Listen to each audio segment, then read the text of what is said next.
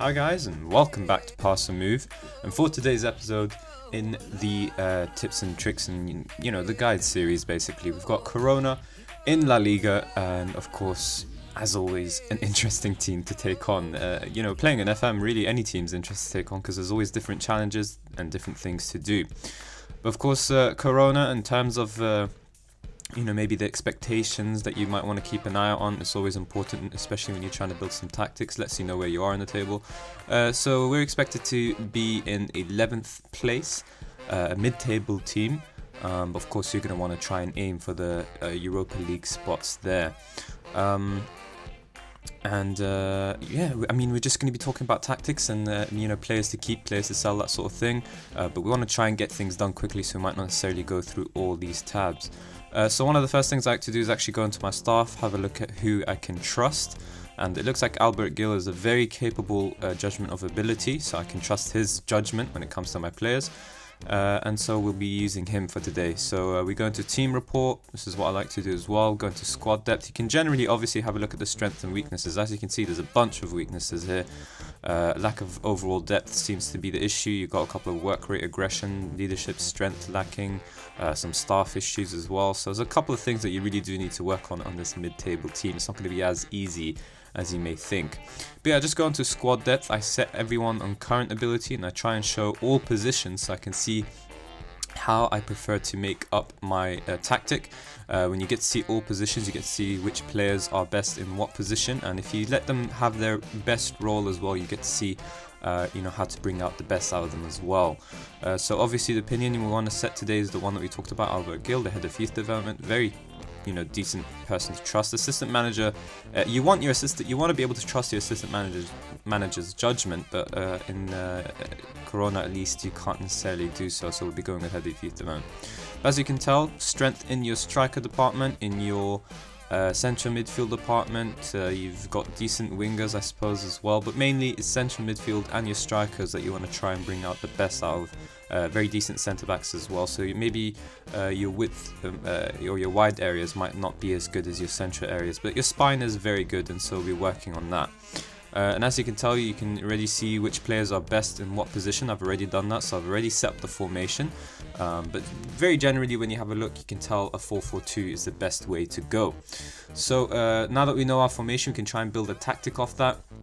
I've already got in the best 11 players in the squad that I feel are capable of playing in those positions as well. And as you can see, very decent star ratings here in terms of the role ability as well, and we haven't strayed too far away from their most comfortable roles. A lot of natural greens there, so it's good to see, and that way you know that you're doing a decent job.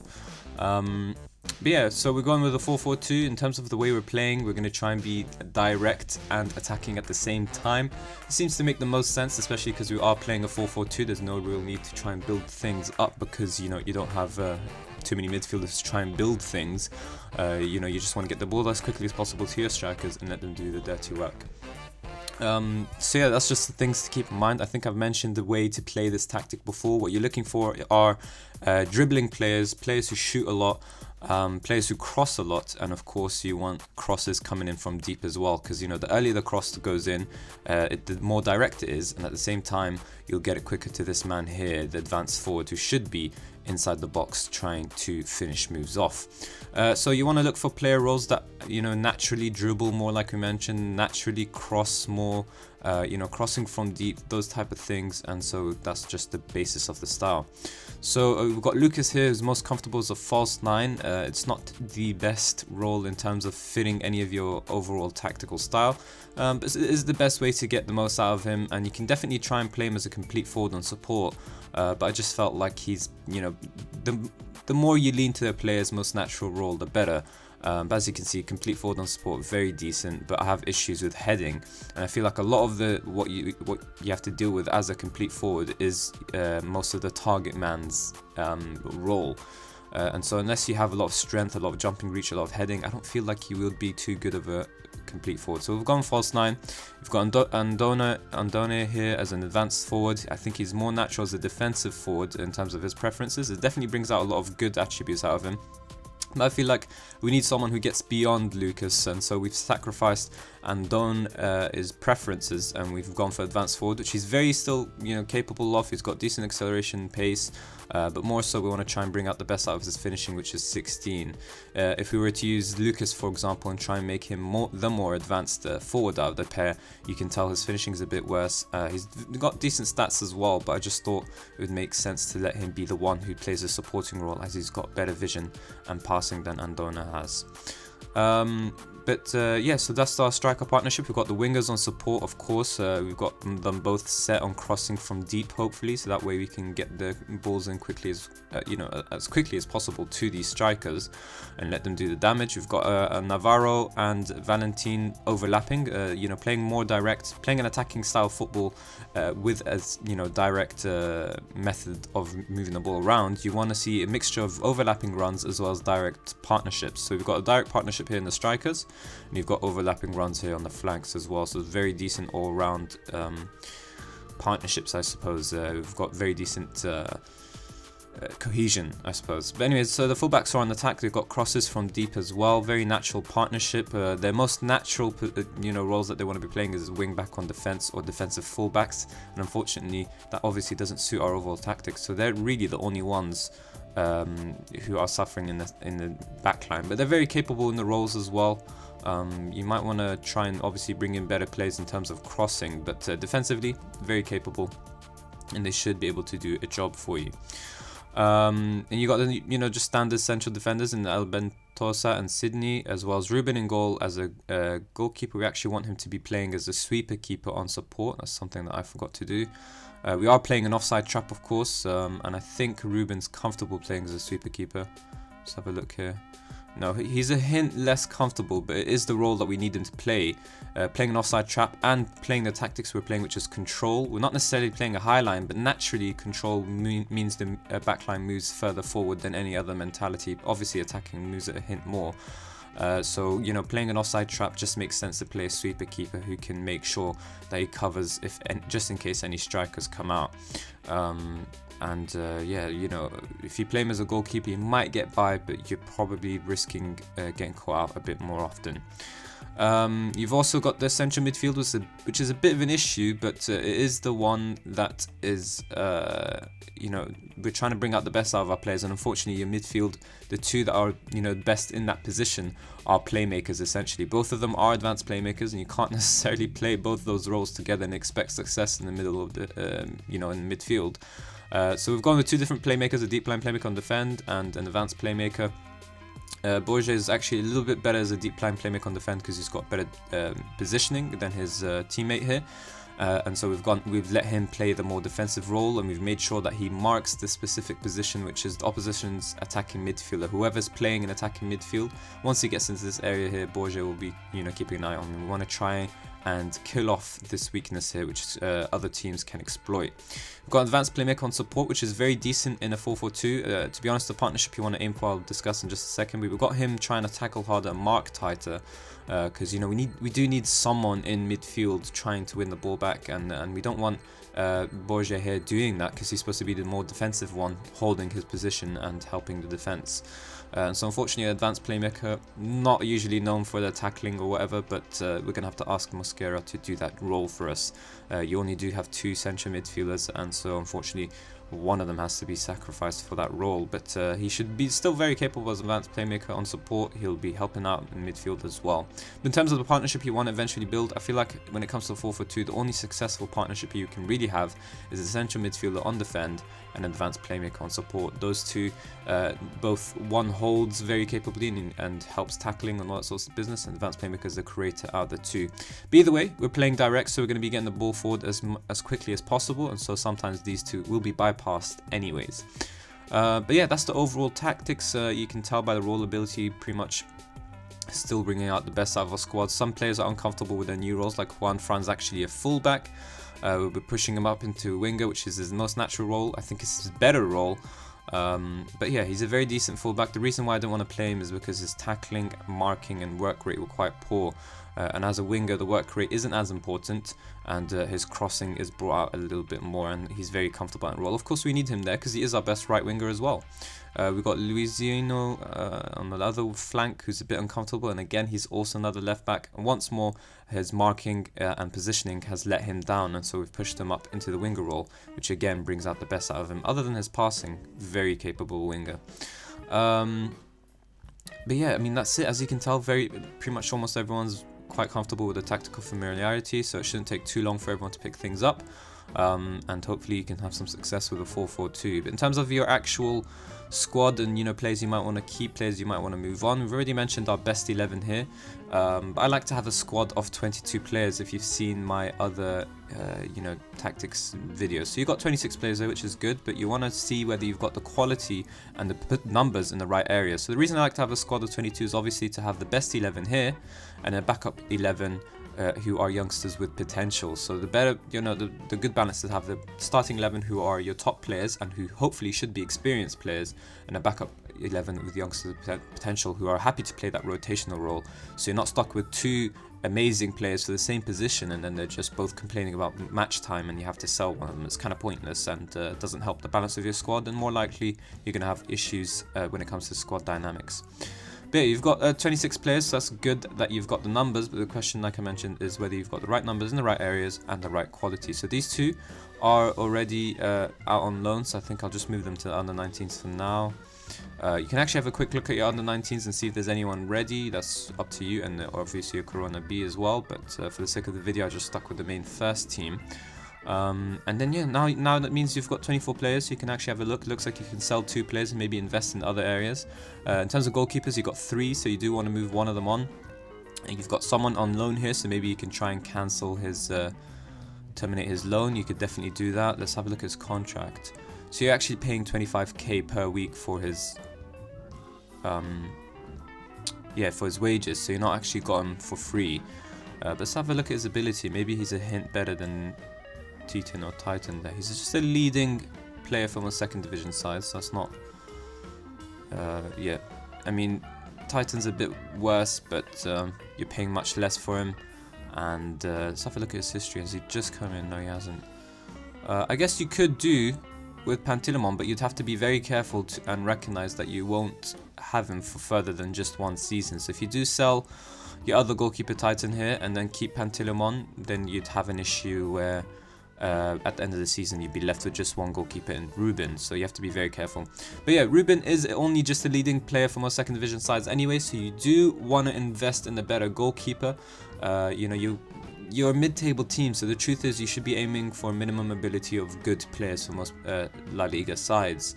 And unfortunately, in that goalkeeper department, it's a huge mess. So you do really want to sort it out. You want to be able to bring in at least a good player from most La Liga sides in your goalkeeper department, and then have a backup youngster who has potential to become a good, La Liga player, or you want to try and aim higher until you've got the best, which is a leading player for most. So that's basically what you want to eventually build towards. Your starting 11 have to be leading star or world-class players, and your backup 11 have to be youngsters who have potential to be leading star or world-class players, but are also ready for first-team football. And what I mean by that is that they're ready for La Liga football, so they have to have at least, a current ability of, better than these players here. You have to be at least a decent player for most second division sides, for example. So yeah, goalkeeper department needs a lot of work, but you've got excess numbers as well, and how you deal with that is really up to you. If you ask me, I would recommend just cancelling Pantilimon's loan, because it just doesn't make sense. Titan, yeah, he's a bit worse than Pantilimon, but it's not that much worse, and plus you're never really going to use Titan. You're going to stick to Ruben as much as possible, and if you can invest in a better goalkeeper, then do that. Your right back and your fullback really is a bit of an issue. You've technically got numbers in terms of Valentin, Navarro, and you've got Juan Fran and Luisino. God, that's a mess. Yeah, so you do just want. You can't necessarily rely on that because these two are actually playing as wingers, so you don't have the numbers in terms of your fullbacks, so that's an area you might want to invest in. In terms of your first teamers, again, a bit of a weakness, they're second division sides. I'm actually surprised that you're a mid-table team based on the current quality. You're more so a relegation candidate, but perhaps you've been boosted to the middle of the table because of your star players here. So if we have a look at the centre-backs, But yeah, right back and left back, definitely a more serious area of concern compared to the goalkeeper department. At least you have the numbers. You might not have the quality, but at least you have the numbers. In the fullbacks, you don't even have the numbers, so it's a worry. Centre backs, you do have the numbers, and in terms of your first teamers, it's Sydney here, as we mentioned, good player for most first division sides, so he's the type of player you do want to keep on. Raul as well is another player you want to keep hold of. Arribas is a decent player for most La Liga sides, and he's accepted his rotational squad status, so that's good. But you do want to maybe invest in a youngster with potential who's better than Arribas, because Arribas isn't going to get any better, and you don't want to fall back on someone who's has no real future at your club, for example. Fabian as well, at least decent for the division, but again, you do want to invest in better youngsters who can eventually and actually overtake Raul and Sydney here. We already talked about left back and right back spots, so if you go into the central midfield, you've got Guilherme, you've got Valverde, and you've got Pedro, Celso as well, Borges, and that's your central midfielders really. So it looks like a lot of your numbers are actually in the wings and possibly an attacking midfielder as well. We're playing with a two-man striker formation, but the truth is the backups aren't that good. You don't really have any backups in truth, unless these wingers can actually play in the striker positions, which we'll have a look at in just a second. But yeah, Guilherme, very capable backup, decent player for most first division sides. You've got your first teamers, Pedro, who's good, and Celso, who's also good. So again, that's probably your spine that's keeping you up at the minute in terms of the mid-table, but you do want to invest in better options. In terms of backup youngsters, you've got a very capable one in Valverde. Unfortunately, he's just not your player. He's only on loan. Let's have a look if you can buy him. You can't actually buy him. You're paying £4,100 per week as well for him, and he's not even ready for the first division, so you have to wonder why you even have him on loan. If you could, you should aim to try and terminate his loan, but only after you bring in an actual youngster with potential. Guilherme, very capable backup like we mentioned, but again, not someone that you want to necessarily rely on, because he's not really ever going to have a future at your club as he aims for better things. Your wingers, we talked about Juan Fran and Luciano as your first choice. If you have a look at Juan Fran, he's a good player. I think Luciano is going to be a bit worse. He's a decent player, so he's not necessarily someone that you should aim as a first teamer. You might want to try and invest in a better left winger. But in terms of your other options here, if we have a look at all these players, we can go through them one by one. So Adrian, very capable as a striker as well. We could possibly consider him as a backup false 9 instead of the winger role. If we do move him out wide, he says that he's an inside forward, even though he's right-footed, so he's possibly more of an inside forward on the left. But even if you did play him on the right, he cuts inside from both wings, and so he's not someone that we're looking to play in the right wing position. So let's consider him as a striker and remove him from here. That leaves you with Carlos Gil and the rest. Carlos Gil, again, an inside forward on the right. He's left-footed, it makes sense. But if you move him on the left, he's a very capable winger in terms of his attributes, so you can definitely improve in terms of acceleration and pace. But unfortunately, we don't need him as an attacking midfielder or an inside forward, and so maybe as a backup he's capable, but the truth is he's not ready for the first division yet, so it's something that concerns. But again, he is still a winger, so we'll keep him on board for now. You got Fede Cartabia as well. And again, you're going to want to play him on the left because he's left-footed, very capable backup as well. I think he's a better option, as you can see. Decent player for most first division side. He's got a hint of potential as well, so if you retrain him for that left wing role, I think he'll be very good for you and a better option than Carlos Gil here. We've got Emre Çolak, I think that you'd say that. You could possibly retrain him as a central midfielder, advanced playmaker, and that way you can actually terminate the other player's loan, and he can be a decent backup player for you in central midfield because we don't really need him in any other roles. You could possibly play him as a left winger. I think I saw that he's left-footed and he's decent in that role. He's got very decent ratings, to be honest. Acceleration pace isn't too bad. Obviously you want that to be even better, but I think if you want to make the most out of his vision and passing, play him as an advanced playmaker in central midfield. So I'm going to consider him as a central midfielder because Carlos Gil and Fede are already competing for that left wing role. So you've also got Bruno, right-footed. You want to train him as a right winger. Very decent ratings there too. Bakali, again, train him as a right winger is better. He only cuts inside from the left wing, so it's not going to be an issue. He's got very decent finishing. He's got attributes for playing as a winger as well. And I think he'll be okay with that role. If you just retrain him to be a right winger instead, he should do a job for you. So there you go, those are your right wingers. You've also got Borja here, who's more of a striker, and so we won't consider him as a winger instead. I think as a winger though, he might be a bit better. but the problem is we've got too many right wingers as well, as we mentioned. So let's try and move him as a striker. There you go. You got Adrian and Borja as your backup strikers. And your wingers, you've got far too many. You can actually cancel some of these loans and move some of these players on. But Zachary Bakali, I would recommend keeping him because he is actually one of the better players. Bruno, for example, is just leading first division. Carlos is just second division player as well. But Fede, Cartabia and Bakali should be your backup players because they are the ones who are probably better. Bakali, I think it says that he's second division player, but I reckon the judgment of ability might be a hint wrong. And he might actually be a first division player based on his star rating and compared to other players. But either way, he's just a better option because he's an actual youngster potential. So it makes more sense to actually make use of his loan, I suppose, and move on players who you'd never play really. So the excess numbers are definitely in the wings. As we mentioned, you've got Adrian and Borja as your backup strikers, but again, they're not capable. Adrian maybe is a decent one, but he's susceptible to injuries, so he's a bit of a worry. Borja, he's 24 years old. It says he's got a hint more potential, but I wouldn't have too much hopes on it. You could definitely try and show some faith in him. But he's not even ready for the first division, so it doesn't make sense keeping him, and maybe you can bring in better backup youngsters. But in terms of your first teamers, Lucas, a good player for most first division sides, and so is Florin, who even has a hint more potential. He can become a leading player for you, which would definitely make things interesting for you, especially because Lucas is just on loan, and the likelihood of you keeping him is very low. You don't even have the transfer clause included, so next season you might have to find yourself playing with a single striker formation. But anyways, this is it for now in terms of how you're playing with the tactics right now. It just makes sense to stick with the 4-4-2. It brings out the best out of your team. You don't want to be keeping Lucas on the bench, for example, or Florin and Don. So it makes sense to put them both in the same side, and of course with the rest of the team as is. Yeah, I mean, very generally, we can cover some of these quick tabs. You've got 2 million in the bank, but I like to keep my transfer budget in the middle, leaning towards the transfer budget. It makes a bit more sense, so the wages are balanced out. And so you've really just got 1.5 million, which you can't do any damage. It makes sense why Coruna are relying heavily on loan players, because they don't have the money to invest in their own players. And if you have a look at the bank, you've got 30 million, which is very decent. And if you play smartly, you can definitely start to see a transfer budget go up in terms of making more money.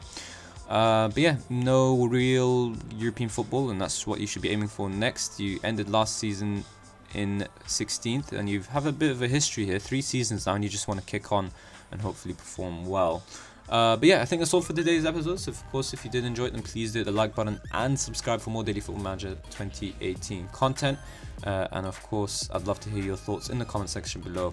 And once again, guys, thank you all very much for watching.